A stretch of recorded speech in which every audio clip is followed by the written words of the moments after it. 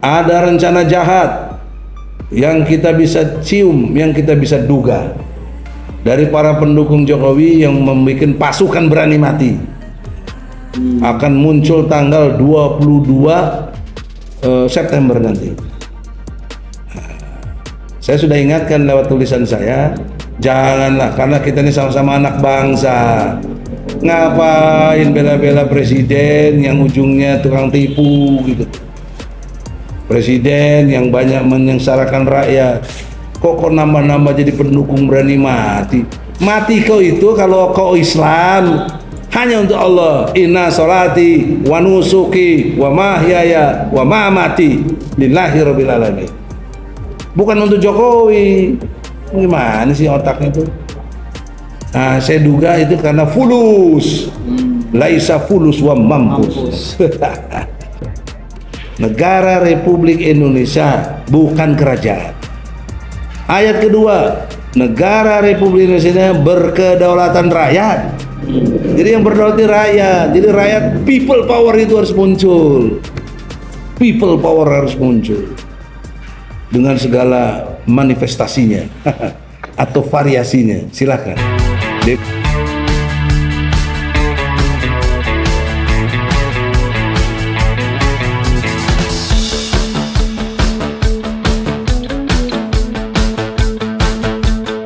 Nah, termasuk, ini termasuk waktu rencana jahat Jokowi bikin ijazah palsu. Nah, itu kan kurang lebih ada 20 tahun lalu. Betul. Karena 20 tahun lalu dia baru nyalonin untuk wali kota. Ya, dia putar-putarlah ijazah itu. Waktu itu dia nyebutnya Dr. Andes. Pas jadi presiden insinyur. Ini bagaimana ilmu yang berbeda langsung lompat begitu. Oh iya, terus ijazahnya juga aneh. Apa istilahnya, wisudanya tanggal 5 November apa ya? Apa 14 November, ijazahnya keluar tanggal 5. Itu gimana caranya gitu loh? Kok udah langsung diwisuda duluan baru keluar jasa.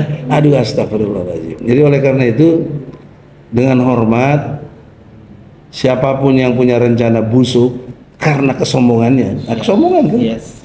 Dia presiden atau dia anak presiden, dianggap semua orang teh kucing gitu ya. Ya gitu, istilahnya kan begitu kasarnya.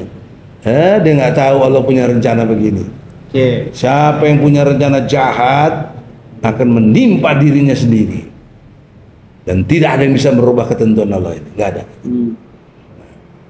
Jadi poin pentingnya lagi yang selanjutnya adalah ada rencana jahat yang kita bisa cium, yang kita bisa duga dari para pendukung Jokowi yang membuat pasukan berani mati.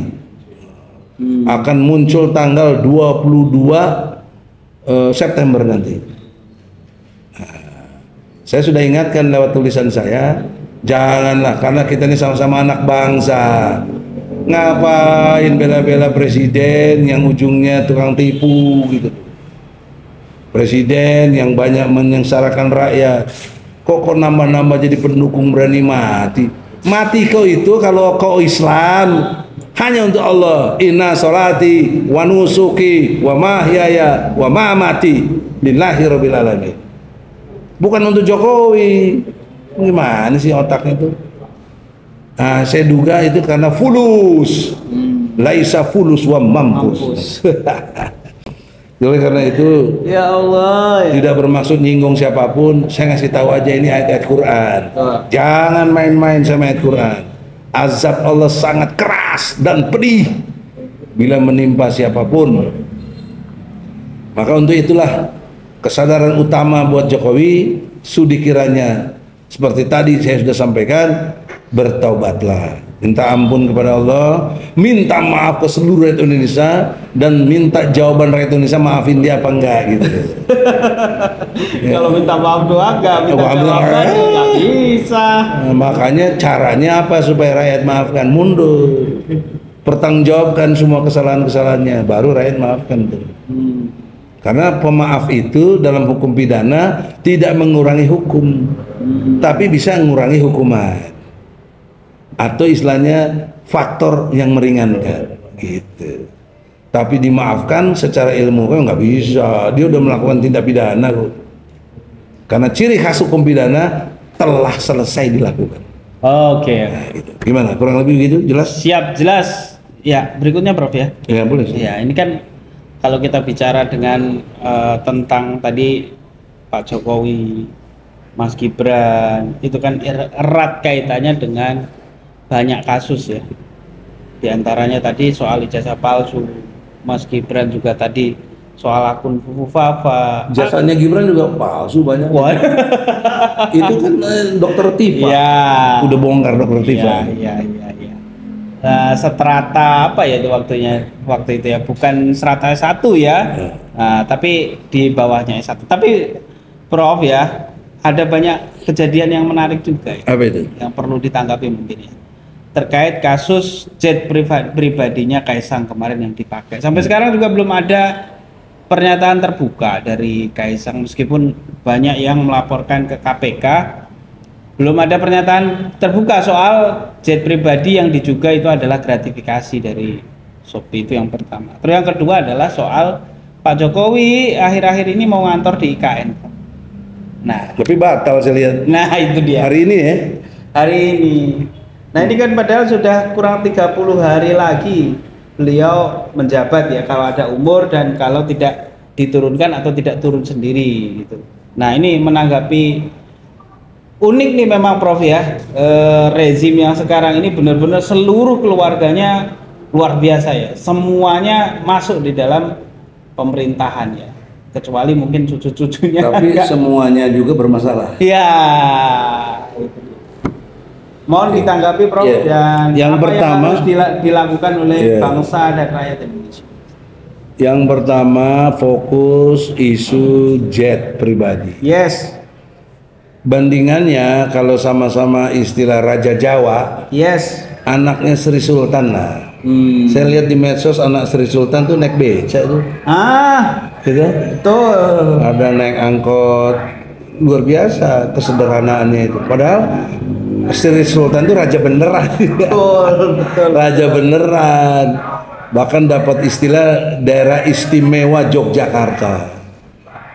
Nah, ini kan Jokowi bukan raja beneran, raja jadi-jadian, dijadikan raja maksudnya oleh si Bahlil, ya.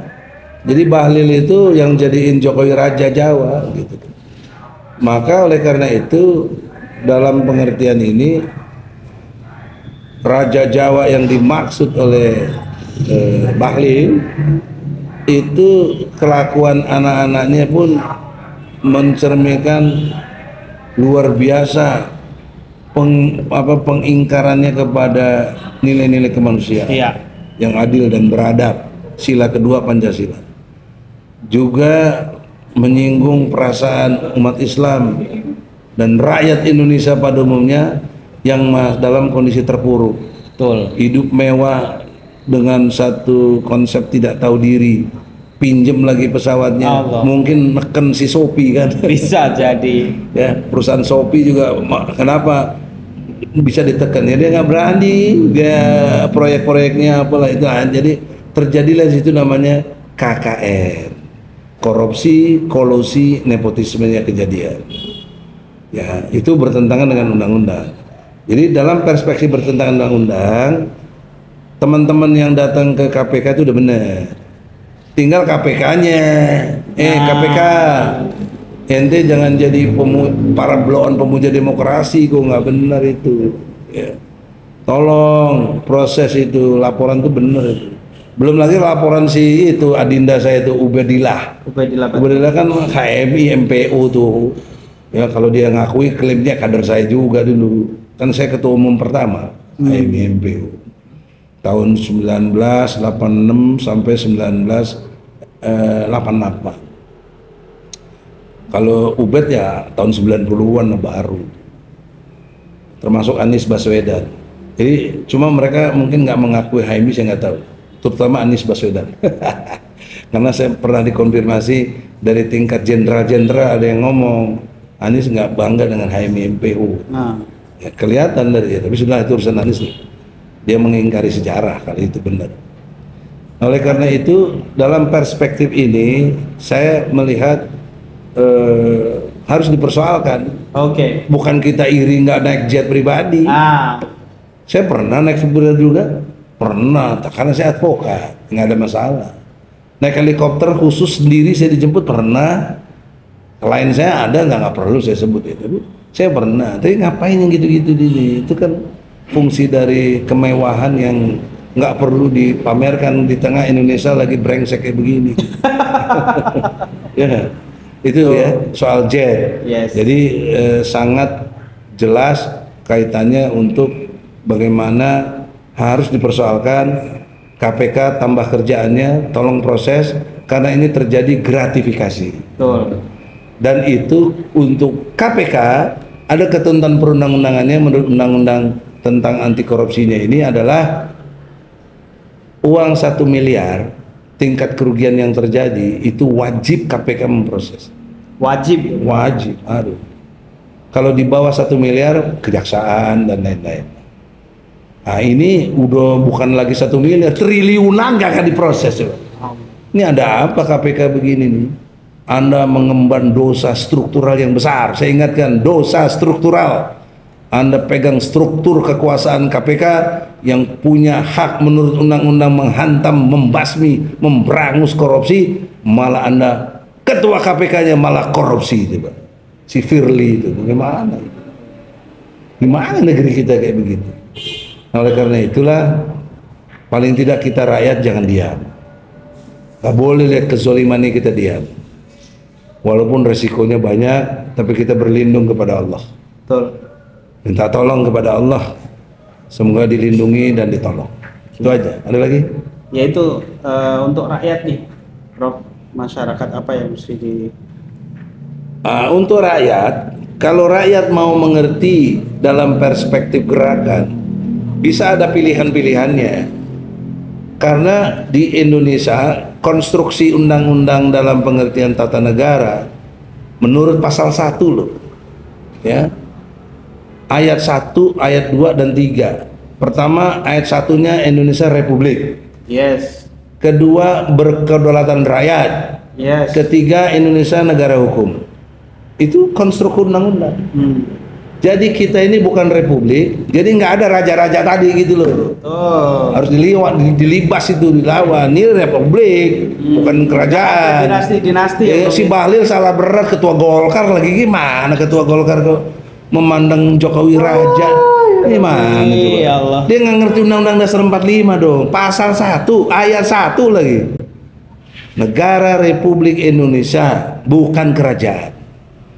Ayat kedua, negara Republik Indonesia berkedaulatan rakyat. Jadi yang berdaulat rakyat. Jadi rakyat, people power itu harus muncul. People power harus muncul dengan segala manifestasinya atau variasinya. Silakan. Demo-demo kayak kemarin itu udah benar. Nah, yang ketiganya, Indonesia ini negara hukum.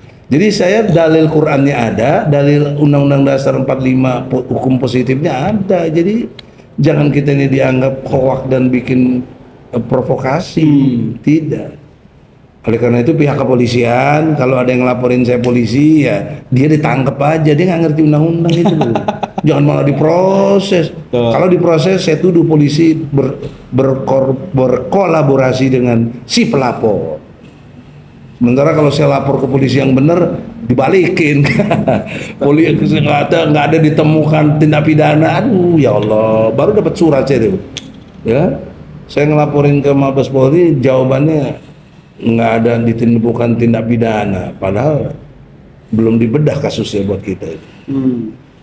Kan harusnya gelar perkara. Itu contoh aja. Jadi sangat berkeberatan saya kepada penegakan hukum di negeri ini, karena saya ini advokat. Advokat itu setara dengan polisi, setara dengan jaksa, setara dengan hakim. Namanya penegak hukum. Saya pilar yang keempat, gitu. Saya kira demikian. Oke.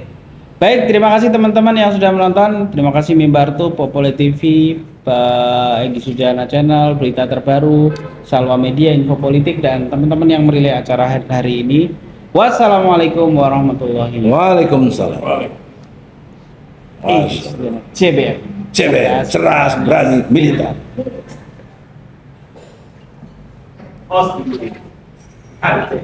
Sistematik.